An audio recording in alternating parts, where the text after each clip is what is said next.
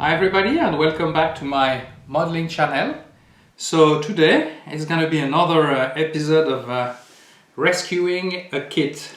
So as you heard by now, I recently, a year ago I relocked, and during that relock a lot of my kits have been damaged. So I decided to rescue a few of those, and I had at that time a modified 757 from Minicraft with another kit. And I made a 757-300. So unfortunately, that's what happened during the relocation. It got pretty badly damaged. So today we are going to restore that kit. Of course, the paint was really scratched all over, and the kit at that time was okay, but I think I can do better with what I have today, in my experience. So we're going to transform this into that. So for this, I will rebuild entirely the kits, remove the paint, do some rework on the engines, and rework on the nose gear as well, trying to get a better result. And I will use some of my favorite decals from PAS Decals, Russian brand. And as I like colorful livery, as you saw already on some of my previous video, I will try to make that Condor 757-300. So you have the options of having that aircraft with or without winglet. So depending on how my build is going and what I can do, and if I can source some winglets or scratch build some, I will do either with or without winglets. So enough of talking, and start rescuing that nice kit from the early 2000s or during even the 90s. So what we are going to do initially is to dismantle the kit. So I will remove, of course, the undercarriage, the wheels, and later on, of course, I will have to also carefully remove the engines. Of course, there will be a little bit of damage, but I'm going to rework on them later on, and I will also have to remove the wings to the aircraft. After that, it's a long process of sanding down all the paint on the aircraft. So I will initially start with the tail and come along with the further part of the fuselage.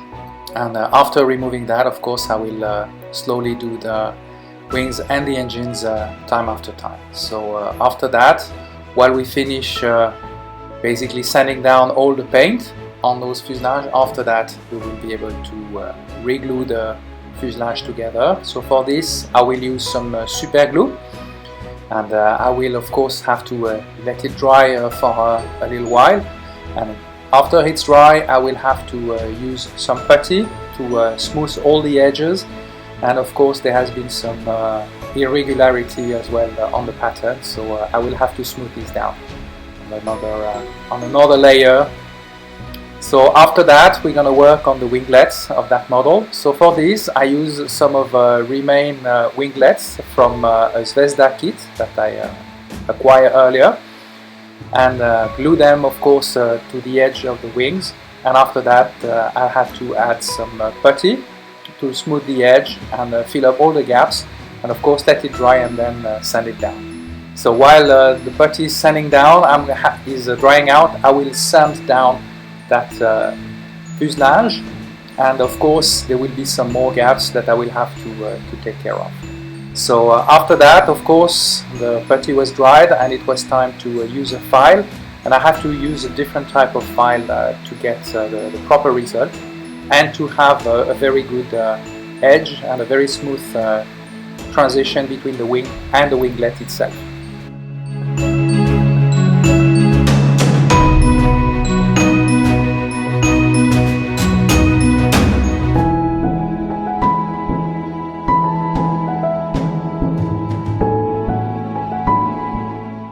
So the original engine were in two parts, and of course there has been a pretty big gap between those two parts. So I decided to fill them up, of course, with some putty, and of course I had to let it dry a little bit later on. While this was drying, I still had some unclear surface or improper surface or rough edge on that part of the fuselage, on the after part. So I decided to put some more white putty, as I'm using different type of colors always. While this was drying, it was time to glue the wings, and the wings were finally at the good shape. And after the wings and the horizontal stabilizer will be glued, of course.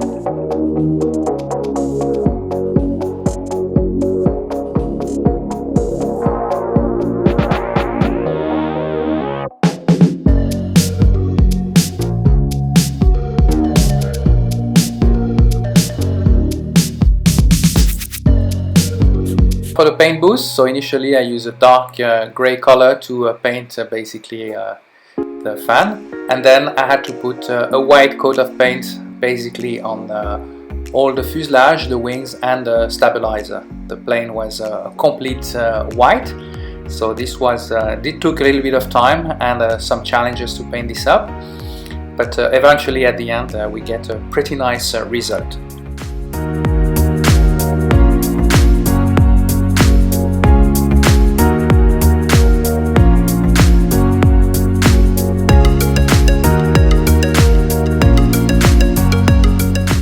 So while the paint was drying, I decided to rework completely the undercarriage of that 757, as I believe there were not a lot of details and it was a pretty rough 757 undercarriage.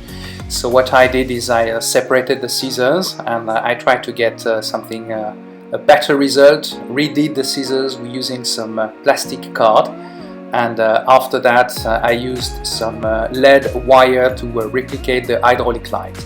So you will see a little bit later on how these all work together, but eventually we came to a pretty decent result. I think it gives a little bit more reality to the kit itself, and you can see basically the scissors made by the plastic cards and how it is.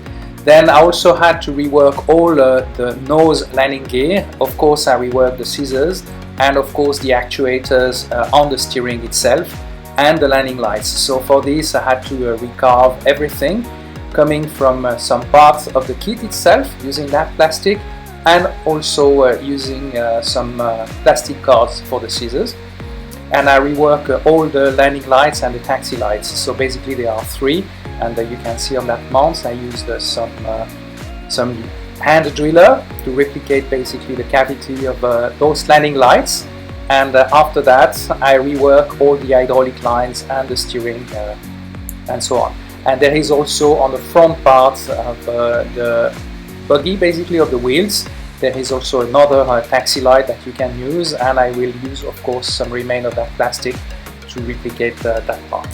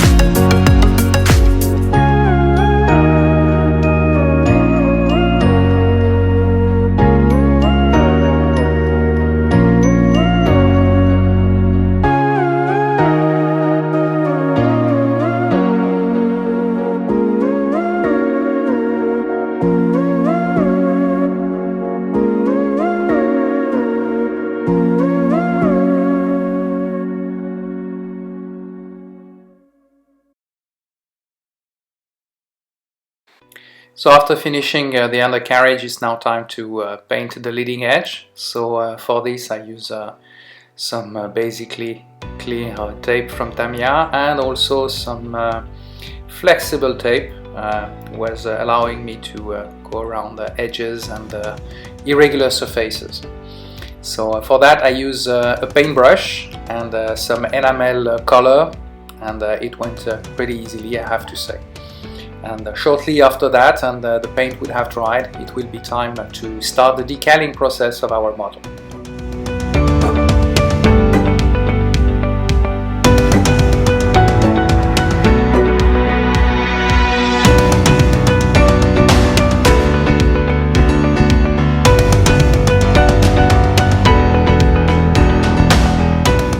So it's now time to start decaling these colorful livery on the aircraft, and for those I use those PAS Decals.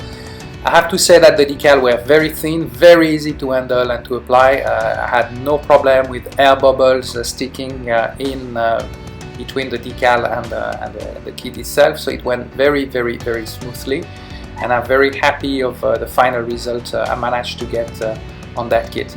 So as you can see, it went very easily.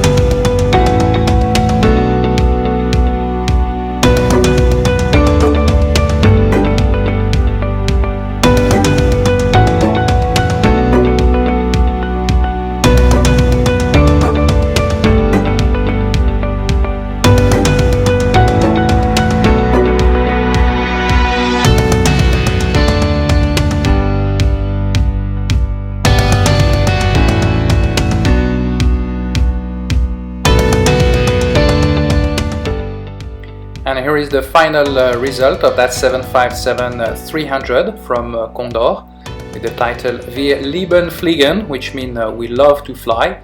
And I hope you enjoy that model with me and that restoration. If you did so, please give me a thumbs up, subscribe to my YouTube channel, and I will see you soon in another building video. Thank you for watching.